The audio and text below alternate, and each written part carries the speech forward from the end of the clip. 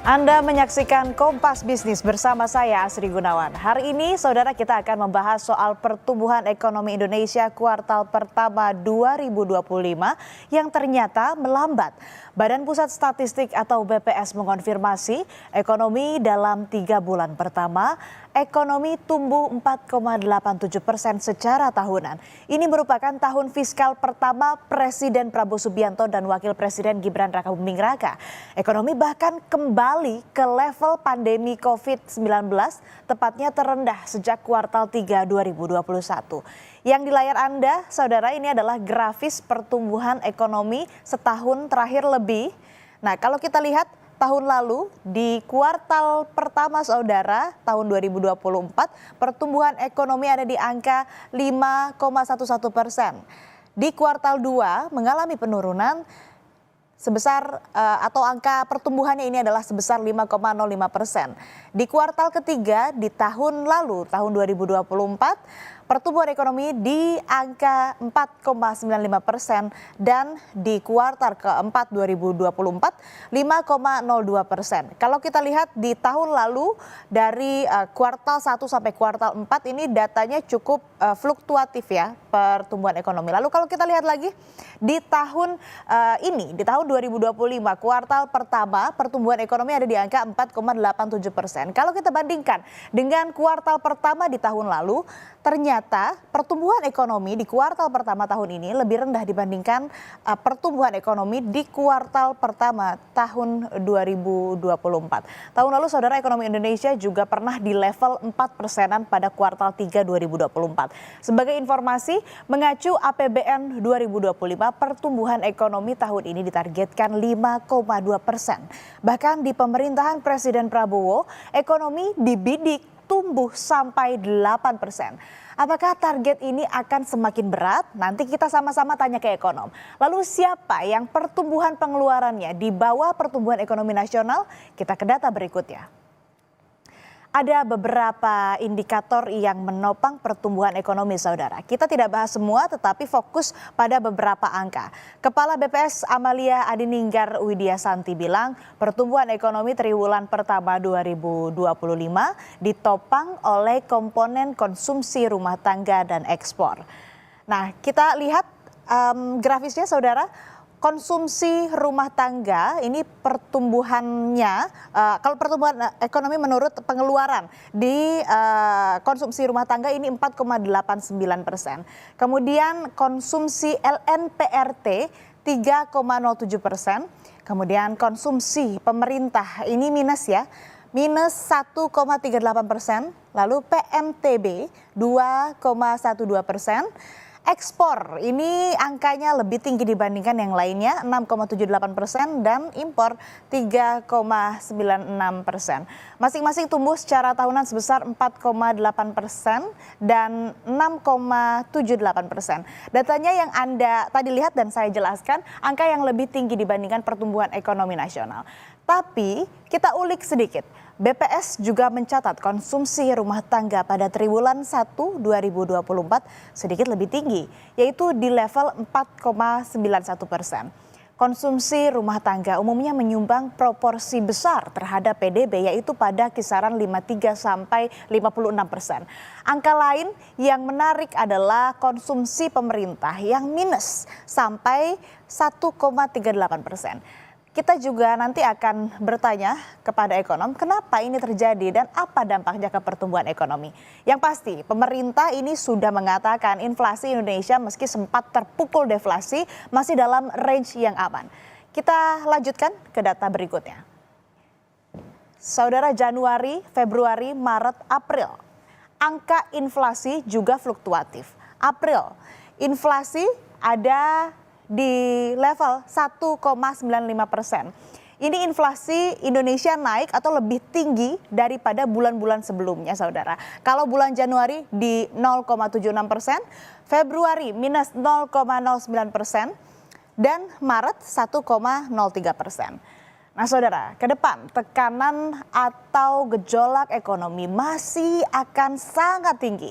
Menteri Keuangan Sri Mulyani bilang APBN masih akan jadi andalan sebagai bantal ekonomi. Tetapi yang menjadi tantangan adalah menjaga APBN tetap sehat. Pasar global meningkat, kemudian tidak hanya karena Amerika melakukan, tapi karena RRT membalas dengan sangat forceful juga. Dan ini menyebabkan guncangan kiri kanan dari berbagai aliran modal.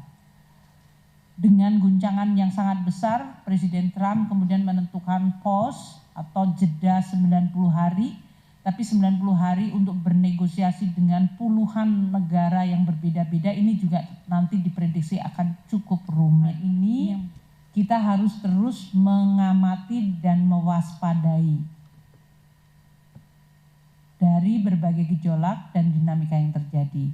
Nah, dalam situasi ini APBN menjadi instrumen yang sangat biasanya diandalkan. Baik merespon shock, melindungi dunia usaha, melindungi masyarakat, dan juga bagaimana kita bisa tetap menjaga APBN-nya menjadi tetap sehat dan kredibel. Itu tugas yang sangat menantang. APBN-nya harus digunakan aktif untuk melindungi shock, melindungi masyarakat, melindungi dunia usaha, tapi APBN-nya nggak boleh sakit. Itu adalah suatu tugas yang harus kita lakukan.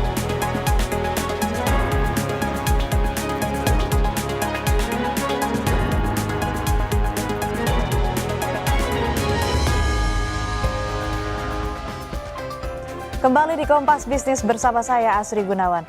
Saudara, kira-kira bagaimana membaca angka-angka pertumbuhan ekonomi? Adakah data-data lain yang sebetulnya atau sebelumnya ini sudah memberi sinyal bahwa pertumbuhan ekonomi akan melambat? Kompas Bisnis bertanya langsung pada Direktur Eksekutif Selyos, Bima Yudhistira. Selamat pagi Mas Bima, apa kabar? Selamat pagi, kabar baik. Mas Bima, secara umum pertumbuhan ekonomi melambat di kuartal 1 2025. Kalau kita bandingkan juga di periode yang sama di tahun lalu, angkanya lebih rendah.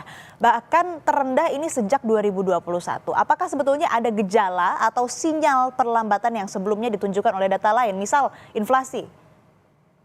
Ya, sebelumnya bisa dilihat dari deflasi ya. Beberapa kali terjadi deflasi dan itu cukup aneh sebenarnya.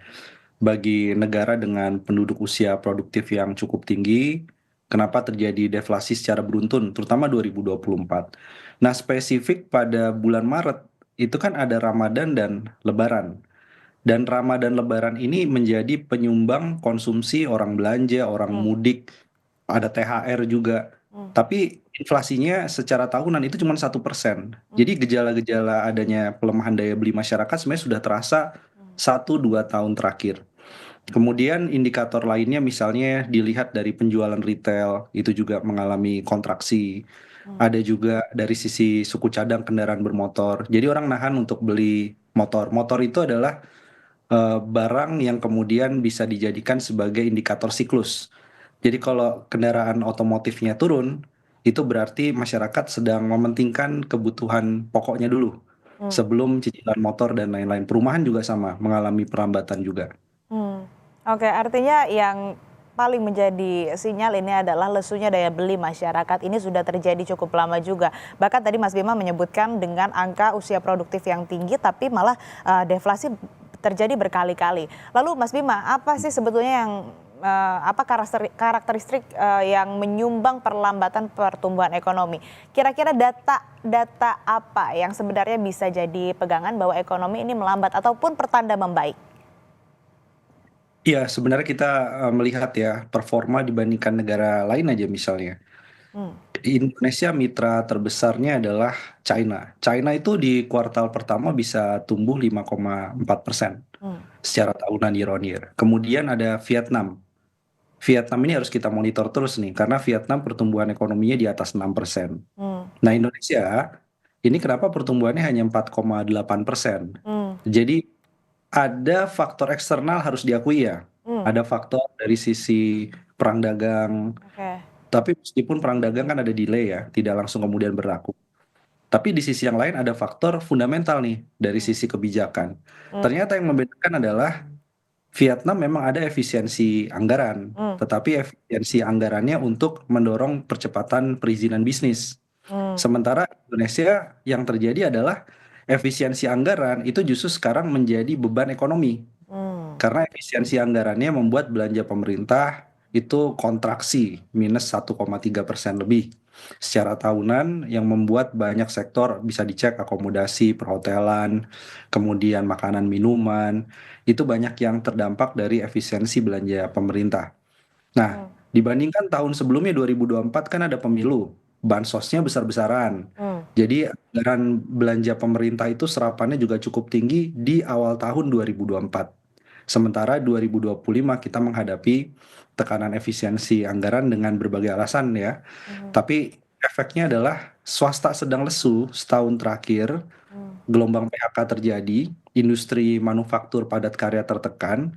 Nah, dari sisi belanja pemerintahnya belum menjadi pendorong atau Hmm. belum menjadi stimulus perekonomian. Nah, Hmm. ini harapannya ada perubahan Hmm. dari yang tadinya ikut berhemat, belanja pemerintah ini harus jadi pendorong Hmm. ekonomi. Tadi Mas Bima sempat nyenggol dikit soal faktor eksternal. Tapi sebetulnya ini faktor eksternal seberapa signifikan sih berdampak terhadap pertumbuhan ekonomi kita? Jadi faktor eksternal perang dagang itu di beberapa negara, bahkan di Amerika Serikat sendiri, memang ada tekanan ekonomi ya. Tapi seharusnya menjelang adanya pemberlakuan tarif resiprokal, Mhm. banyak sekali produsen-produsen itu melakukan impor bahan baku secara besar-besaran. Atau barang-barang modal mesin misalnya dilakukan impor besar-besaran sebelum kena tarif. Situasi itu tidak terjadi di Indonesia. Nah, ini yang anomali. Hmm. Jadi kalau melihat misalnya dari data impor bahan baku bulan Maret 2025, itu turunnya 3,2% secara tahunan. Mhm. Jadi dibandingkan bulan Februari. Hmm. Artinya apa? Artinya mau secara tahunan, mau dibandingkan bulan sebelumnya, ini perusahaan cenderung untuk melakukan penahanan ekspansi, tidak melakukan mitigasi terhadap kenaikan bahan baku menjelang adanya tarif yang berlaku. Hmm. Nah, ini tidak terjadi di negara lain itu pada borong bahan baku secara eksesif, secara berlebihan. Hmm. Jadi ini tidak dilakukan oleh perusahaan Indonesia. Kenapa? Karena menurut mereka buat apa memborong bahan baku lebih banyak, Hmm. stok masih ada, belum semua terjual, dan ekspektasi penjualan beberapa bulan ke depan, Mhm. ini sepertinya ada tren perlambatan. Oke. Nah, saya ingin konfirmasi juga, Mas Bima, pertumbuhan belanja pemerintah kan minus 1,38%. Artinya ini imbas dari penghematan atau efisiensi anggaran ya? Ya, ya, itu jelas ya. Hmm. Karena ada dampak, ada dua sebenarnya. Hmm. Satu, belanja tahun sebelumnya karena pemilu tinggi sekali, belanja pemerintah. Yang kedua adalah karena adanya efisiensi anggaran yang memang by design, memang disengaja. Hmm. Artinya awal tahun saat itu kan efisiensi anggaran menjadi salah satu cara pemerintah mengendalikan utang jatuh tempo, mengendalikan defisit anggaran, dan menyediakan ruang lebih banyak lagi untuk makan bergizi gratis. Sekarang ada Koperasi Merah Putih. Tapi efek dari efisiensi anggarannya itu langsung terasa di kuartal pertama. Hmm. Padahal kuartal pertama memang belanja serapannya masih rendah iya, tapi tidak sampai negatif. Nah, ini baru kali ini terjadi negatif. Oke. Nah, kalau kita mengingat lagi tadi di segmen sebelumnya Kompas Bisnis ada data soal pertumbuhan ekspor, impor, itu ada data-datanya Mas Bima. Pertumbuhan Ya. ekspor ini lebih tinggi ketimbang impor. Pertanyaannya nih, ekspor kita yang membaik atau domestik kita yang melempem? Terbukti nggak ada impor yang signifikan, misalnya impor bahan baku dan impor yang lain mungkin, Mas Bima? Iya, saya kurang terlalu suka dengan surplus neraca perdagangan kita yang Hmm. seolah besar ya. Yang Hmm. artinya surplus ini tadi ekspornya lebih tinggi daripada impor. Hmm. Tapi sebenarnya kalau digali lebih dalam, Hmm. satu, ekspornya ini kan bergantung fluktuasi harga komoditas yang saat ini tidak berpihak pada Indonesia sebenarnya. Mau bicara batu bara, sawit, kemudian nikel, nikel olahan, itu harganya relatif rendah. Hmm. Kemudian dari sisi impor, sebenarnya selama dia impor bahan baku yang tidak diproduksi di dalam negeri, itu indikator positif kalau terus meningkat.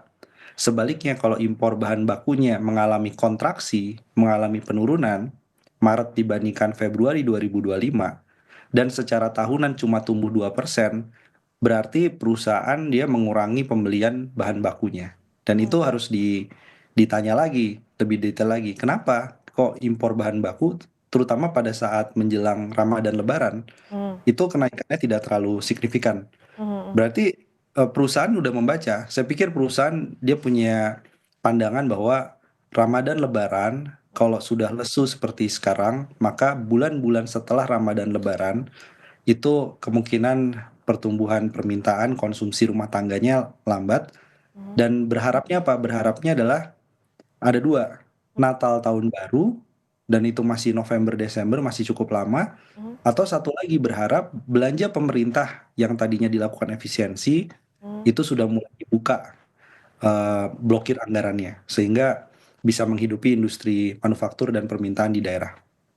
Jadi data yang tadi, meskipun ekspor nilai angkanya di 6,78%, impor hampir setengahnya begitu ya Mas Bima. Ini bisa disebut jangan terlalu mengambil atau menilai mentah-mentah ya, jangan jadi ilusi begitu, harus dilihat juga faktor-faktornya. Lalu Mas Bima, pengangguran juga pecah nih, setahun terakhir bertambahnya 83.000 orang menjadi 7,28 juta orang per Februari.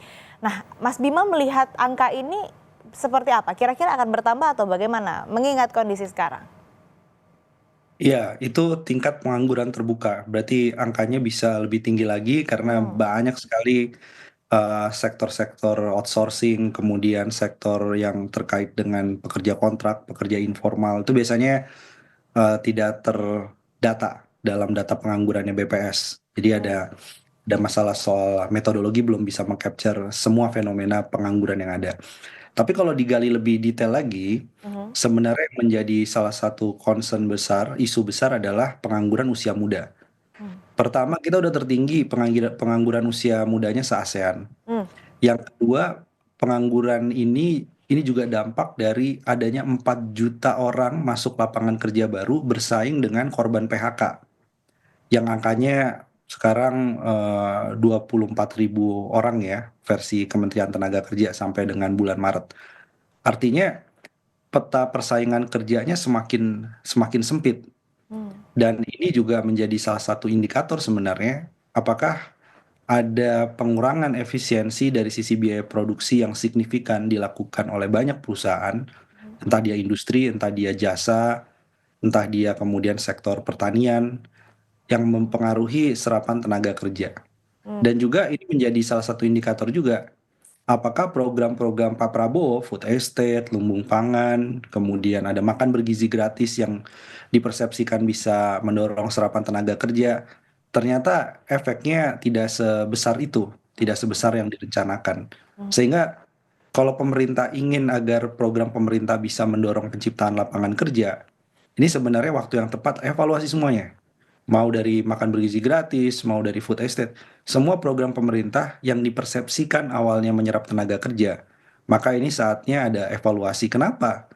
Kok terkait dengan serapan tenaga kerja belum ada tendangan tadi ya, belum ada dorongan serapan yang sangat besar di saat sektor swastanya sedang menurun. Hmm. Saya kira masalahnya sekarang adalah semua sedang ikat pinggang, dan itu nggak boleh sebenarnya pemerintah ikut-ikut melakukan austerity atau ikat pinggang. Termasuk dari sisi BUMN. Labanya besar, dividennya besar, Hmm. dividen investor ke Danantara juga besar. Kenapa itu kemudian tidak diputar langsung untuk melakukan serapan tenaga kerja, merekrut mereka yang di PHK Hmm. dari sektor-sektor usaha swasta. Itu salah satu jalan keluar yang sangat quick win saya kira. Oke, artinya siapa dong Mas Bima yang harus bertanggung jawab atas lonjakan pengangguran ini, dan kira-kira apa langkah yang harus diambil pemerintah selain tadi ini waktunya untuk mengevaluasi atas program-program strategis pemerintah yang tadinya harapannya bisa membuka lapangan pekerjaan seluas-luasnya? Iya, ini kalau dilihat memang ada banyak kompleksitas, tapi kalau dibedah satu persatu, pemerintah punya role untuk apa? Untuk melakukan serapan tenaga kerja dari sektor swasta. Sementara swasta ini kan sedang mengalami tekanan. Kemudian swasta yang ada itu diberikan banyak sekali insentif-insentif sehingga mereka tidak melakukan PHK lebih lanjut. Hmm. Jadi karyawan yang ada sekarang ini dijaga. Apa yang bisa dijaga? Saya setuju sekali ada rencana penghasilan tidak kena pajak itu Hmm. dinaikkan. Menyambung kemarin apa yang diungkapkan oleh Pak Prabowo, itu harus segera direalisasikan. Bu ya, PTKP kita kalau diperbesar lagi, uang yang harusnya dibayar pajak harus bisa masuk langsung ke ekonomi. Buruhnya, pekerjaannya bisa langsung belanja. Selain itu, industrinya butuh apa? Industri itu sebenarnya banyak yang bilang industri sebenarnya nggak butuh banyak diganggu, nggak butuh banyak dicampuri. Oke, sekarang apa yang membuat gangguan terhadap industri tadi? Pungli, korupsi, biaya logistik, yang kemudian kita rangkum menjadi high cost ekonomi. Hmm. Itu yang menjadi salah satu peran pemerintah untuk membantu di sana. Hmm. Kalau pengusaha bilang, kita sebenarnya nggak perlu dibantu, Pak. Hmm. Kita sebenarnya punya strategi sendiri, strategi bertahan untuk saat ini. Tapi kalau pemerintah mau bantu, high cost ekonomi itu yang harusnya kemudian diturunkan. Nah itu yang sama-sama setuju, pengusaha setuju, pemerintah harus melakukan aksi nyata untuk itu. Nah selain itu, tanggung jawab lainnya adalah Satgas PHK. Oke. Jadi Satgas PHK meskipun sifatnya adalah remedi, bukan preventif, tapi setidaknya pemerintah harus mempercepat tuh. Yang Hmm. awalnya 150 pemimpin buruh mau bertemu dengan 150 pengusaha, itu konkret. Siapa yang menjadi korban PHK, Oke. mungkin serikat pekerja punya datanya, itu langsung diberikan kepada asosiasi pengusaha. Hmm. Kualifikasi skillnya seperti apa, bukaan lapangan kerjanya berapa. Jadi job Hmm. fair Baik. yang diciptakan oleh negara, Baik. difasilitasi. Itu Baik. solusinya. Baik, Satgas PHK juga harus diakselerasi dan semoga tadi apa yang disampaikan dan menjadi diskusi kita hari ini bisa jadi rekomendasi dan tentunya dikaji untuk bisa salah satunya memperluas lapangan pekerjaan yang juga bisa menjadi salah satu solusi untuk kemudian bisa mengatasi masalah perekonomian yang terjadi saat ini apalagi di kuartal pertama 2025 ada perlambatan ekonomi. Terima kasih Mas Bima Yudhistira, Direktur Eksekutif Selios telah berbagi informasi dan pandangan bersama kami di Kompas Bisnis. Terima Sehat kasih. selalu.